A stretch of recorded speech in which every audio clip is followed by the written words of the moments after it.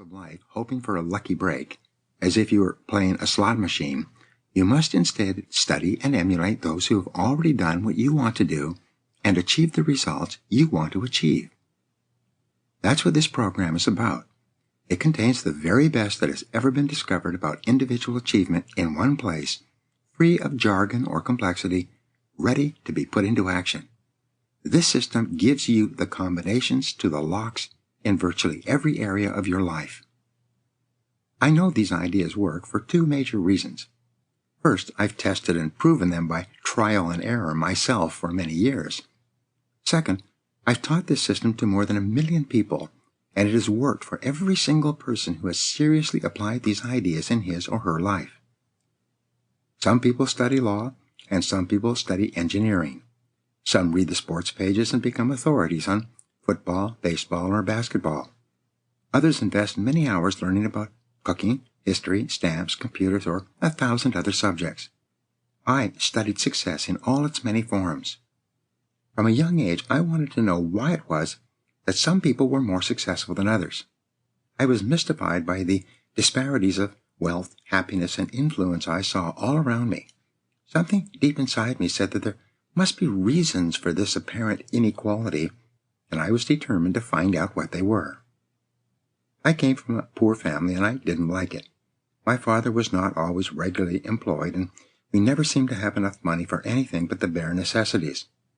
For my first 10 years, most of my clothes were from the Goodwill and the St. Vincent de Paul charities. I was a behavior problem when I was growing up. I was always in trouble of some kind, angry and lashing back at life without knowing why. I was suspended several times and expelled from 2 high schools.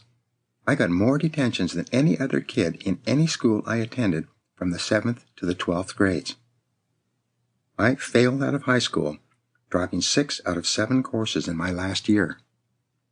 My first real job was washing dishes in the kitchen of a small hotel. After that, I drifted from laboring job to laboring job, living in boarding houses, small hotels, or one-room apartments, and occasionally sleeping in my car or on the ground next to it. I worked in sawmills stacking lumber and on logging crews slashing brush with a chainsaw. For a while, I dug wells. I worked as a construction laborer and in a factory on the assembly line.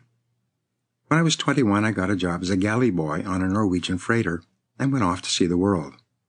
For the next few years, I traveled until I ran out of money and then worked until I could afford to travel again. When I was 23, I was still working as an itinerant farm laborer during the day and sleeping on the hay in the farmer's barn at night. When I could no longer get a laboring job, I got into sales, working on straight commission, getting paid every night so I could eat and pay for my rooming house, one day at a time. Throughout these early experiences, which taught me a lot about life, I continued to seek the answer to the question, why are some people more successful than others? Well, I was a voracious reader. I had a passion to know, to understand, so I read everything I could find that would give meaning and order to what I saw going on around me. It was like a quest for me, like Don Quixote tilting at windmills, but with one big difference.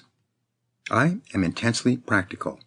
I was looking for clear explanations of specific things that I could do immediately to get better results. I had no patience for grand theory or abstract principles. My only question of each new idea was, does it work? When I got into sales, I spun my wheels for several months until I began asking, why is it that some salespeople are more successful than others? I attacked the question wholeheartedly, reading everything I could find on selling, listening to every audio program available, and attending every training seminar that came along. I asked top salespeople how they sold and what they did to deal with the constant problems that salespeople face. I tried everything that made sense and improved on it as I went along, and my sales started to increase bit by bit. In 6 months, I was the top salesperson in my company. I was soon teaching others what had worked for me, and many of them went on to be top salespeople as well. When I got into management, I read everything I could find that would help me to be more effective at getting results through others.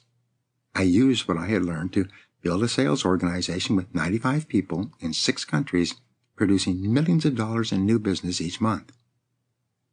When I decided to get into real estate development, I hit the books once more. I got a real estate license and read everything I could find on the subject.